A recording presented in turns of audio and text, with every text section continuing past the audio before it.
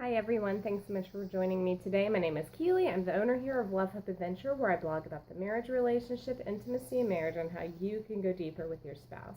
And today I'm actually not really talking about marriage. I wanted to talk to you about the business end of what I do here at Love Hope Adventure, because if you didn't know, being a blogger is actually work. I mean, it's a job, and some of what I do actually brings me in earnings, like I can earn from it, and that's great because the more I earn, the more I can invest in the people around me. And so I have spent 3 years as a freelance writer. For the first year, I did not have my own blog. I was just writing for other people, and I'll tell you, it gave me the confidence to start Love Hope Adventure. And I'd always wanted to be a writer ever since I was a kid, so starting Love Hope Adventure was basically a dream come true for me. And I was very excited to do that, but it's been a very long journey of learning how to get my content out there to other people, because see, I can write some of the most amazing things about marriage that will revolutionize someone's life, but if they never find the content, then I'm basically wasting my breath. And in the last year, I've had a lot of breakthroughs as far as getting my content out there and having other people see what I've been writing and learn from me, and just building engagement with the people that are following me. And one of those ways has been through email. So when I first started an email thing, I use MailChimp. I have always used MailChimp. I'm still on the free version of it. You can actually pay for it though. Once you get to like 10,000 subscribers or something, you'll have to pay for it. But I started an email service, like doing an email newsletter, because I recognized that it was important. People would come to my website and they would be like, this stuff's awesome, it's really helping my marriage, but then they forget about me. Like, I forget about other bloggers, right? If it's not coming to my inbox, or I'm not getting a notification or following in some way, then I can easily forget. And even if they like me on Facebook or Instagram or Twitter or whatever, it doesn't mean they're going to see my status updates. It doesn't mean they're going to see my content again and again. So when I first started with my email newsletter, I just had a basic RSS feed, which if you don't know what that is, it just gives the person a rundown of all the different blog posts that I had in the week. When I started writing more blog posts for Love Hope Adventure, I decided this probably wasn't the best idea for me, because I was publishing a lot of things on there, and it was really crowding that newsletter. So I follow Crystal Payne at The Money Saving Mom. If you guys didn't know, she's like my favoriteest blogger ever, and I have a relationship with her now. So it's been really cool being able to take my following her and it revolutionizing my life so much, even into the business that I do now. But I was really like looking at how she does email newsletters, and I was following her when she released her book, Money Making Mom, and I was on the launch team for that. And so I was getting all these emails about how to help her sell her book, and email was one of the biggest ways. And I write for some other people like Rhonda Swan from the Unstoppable Family, and she is a huge into email marketing. And this is what they say, as far as emails are concerned, is that people are going to get it in their inbox, and you don't have to worry about, some algorithm change in a social media platform getting your message to other people. For example, Pinterest was my largest, and it still is actually, my largest referral of any kind. It's even more than Google itself. And they changed algorithm like last year, maybe about 4 or 5 months ago, if not more, and it tanked my views. So the thing about email is this: I get control of that. Yes, you do kind of have to deal with, some emails sending your stuff to spam, but if you do good practices, you have a better chance of somebody getting your content straight to their inbox.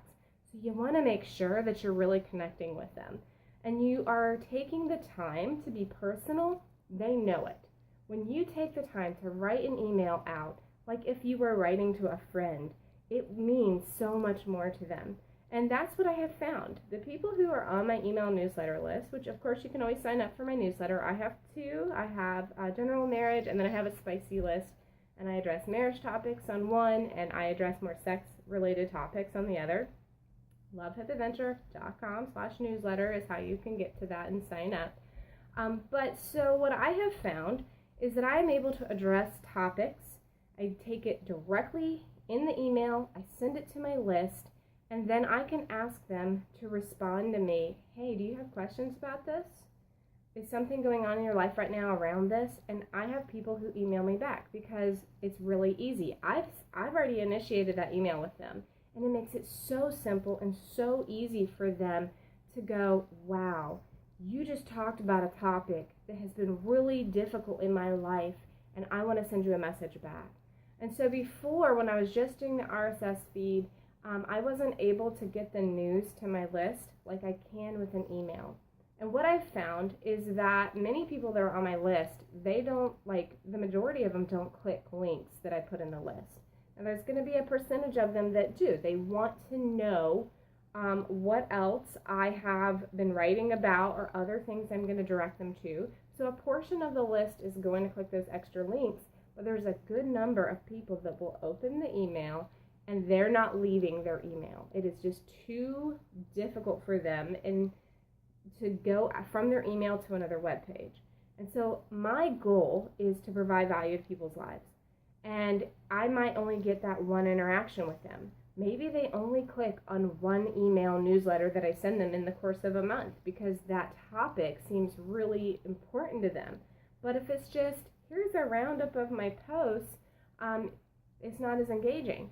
I found that people are much more likely to click a very specific topic, and that also helps me build the topics for my website. So if I notice I write about a specific topic and more people click on it than normal, like I have a certain percentage that I usually get, X number of people typically click on an email, but there are sometimes I'll write about something and it'll really skyrocket what people are clicking. And you know what that tells me? They really need that information. And I can write more about it because that is really important and that is pressing to them at this time. And so what I find is if I will write a very personal email, and I tend to actually publish the email on my blogs now, whereas I did not used to. I used to give exclusive content only in my email newsletters, but I quit doing that because I found that there are a lot of people who want the information that's in my email newsletter, but they are on the list. But they might find me and get on the list and continue getting that information in their newsletter or in their inbox if I publish it. And so this has saved me a lot of time with writing. I can write a really purposeful blog post, and then I can put it in the email, and then I can link to some really important things in the email. So I'm not inundating them with every piece of thought that's been on my mind in a week. I don't link to every single thing I've ever put on my blog. I link to very, very specific things, the things I think are going to be the most clicked on. Because, see, I know that in any given email, if I do more than 3 links, only one of them is going to be clicked the most. The second link, a different link, might get clicked half as much as the first link, and the third link might not get clicked at all. Too many links, people don't click it. And so what I found is that if I will have one very focused topic, and then I have a few extra things that my raving fans can click and keep reading that they may be interested in, that's most successful for me.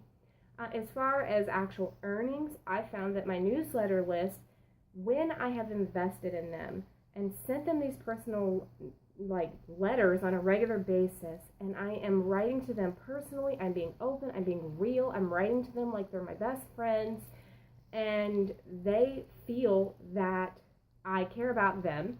When I want to share with them something they can purchase, they're much more willing to purchase it. When it comes to whether it's an affiliate link, like if I'm trying to promote somebody else's book or something that I've seen that I'm like, oh my gosh, this is so great, it really changed my life, I find that the list will be my largest buyers. And this actually happened to me when I did my first really big affiliate sale for the Ultimate Homemaking Bundles. This is a group of writers come together, a bunch of bloggers, and they all put their books in one pot, and they sell it for really cheap. They sell it for like $29, and there's 100+ resources. It's a really great deal. And I decided this year, I'm going to talk about this. I'm actually going to push it. And you know what? Of the bundles that I sold, about 95% of them were purchased by people on the email newsletter list. I didn't sell any through social media, and maybe only 1 or 2 through the blog, but 95% came from my email newsletter list. Because why? I have a relationship with them. And when I write a personal letter to them, they know, hey, I want to get to know you. And personal is always better. And when I'm writing my newsletters, I try to just be like story based. I want to share, this is practical information, but also, hey, this is me in my real life. This is what I'm dealing with. This is what I've seen. This is what's breaking my heart this week. This is what is making me happy this week. This is something that I read that I think you're going to really benefit from this. And so I try to be very specific and really address really specific needs. So, and when it comes to writing with my email newsletter, I would say that the content that I put in those letters are the most thought out. They're the ones that I'm really spending a lot of energy on because I want to build relationship with people. So if you have a business and you're thinking, well, how do I get my message out there more? How do I engage more with the people that are following me? Your email list really is the best. And if you spend any amount of time in marketing whatsoever, you're going to be told this. Your email newsletter list is the best. You need to build it. Nurture the list. Grow the list. The list. And I can tell you that I've been in the industry for a couple of years, and I personally have firsthand experience now with how an email newsletter list can help grow my business, but also really change people's lives. Because see, I write about marriage. I write about things that our heart matters, and people are not leaving as many comments on my blog. Why? Because they don't want the whole world to know the drama going down between them and their spouse. But they feel comfortable sending me a message through my newsletter. They feel much more comfortable asking me for my advice about something or asking me for resources through a private letter versus social media or my blog where the whole wide world can see it. So those are some things to keep in mind if you're trying to grow your business and you're trying to get the word out there. You've got a message, you're like, this is on my heart. I want to help people through this thing they're dealing with. Really invest in your email newsletter list. Now, the biggest change that I made to get subscribers on my list was this. I offered them something free. And I am not kidding you. If you go back and you look at my MailChimp subscriber list, my first couple of months I had 30, 40 subscribers, maybe. The moment I started offering something for free, that number jumped up to over 200 per month subscribers. And it's dipped down a little bit right now, probably just because a lot of people who followed me, they've already come on now. So, but I'm serious. If you want to see a bigger number of people coming to you and subscribing, you need to offer something for free. So personally, what we offer are free bedroom games. And we've had the same offer now for, I don't know, probably 6 or 7 months. And I don't think that we are yet at the point where we need to switch the offer, but we have actually offered different things throughout time just to kind of see if we can target different people. But whatever it is that you're offering for free, make sure that you stick within that same kind of message through the weekly emails. So if you're thinking to myself, well, I don't know what to offer, well, here's what you got to think about. What do I want to tell my people every week? And I think weekly emails is best. Any more than that, you're worrying your people to death. Any less than that, they're like, who the crap is, emailing me? Once a week is really good. Same day, every week, as best as possible, sticking to that. People know to expect your email. And I often get people say, I just love reading your email. I'm so glad when you send it. And I have been getting feedback that just kind of reinforces what I've been trying to accomplish. So I know I'm hitting it because what I'm trying to do, people are saying, hey, this is happening for me.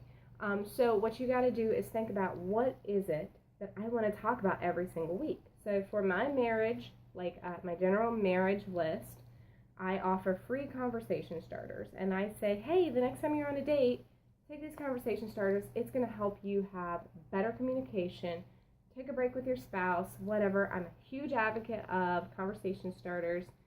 And that list is a more mild list. I know that they are interested in changing their marriage and helping their marriage. This is why they've signed up for this list. And so I can give general marriage advice.